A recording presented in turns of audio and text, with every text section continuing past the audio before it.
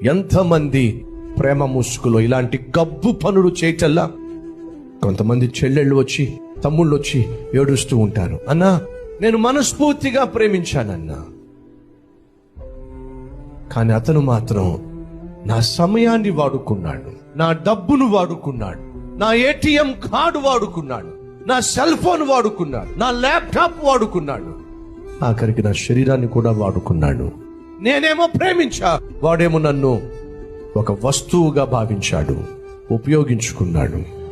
ఇప్పుడు నా జీవితము నాశనం అయిపోయింది. భార్య ఏమో ఎంతో నమ్మకంగా భర్తను ప్రేమిస్తూ ఉంటుంది. దుర్మార్గుడా, నువ్వేమో నీ భార్యకు ద్రోహం చేసి పడేస్తున్నావు. నీ భార్య ఎంతో మంచిది, ఎంతో ప్రేమ కలిగింది, అమాయకురాలు, నువ్వు చెప్పే ప్రతి మాట నమ్మేస్తుంది.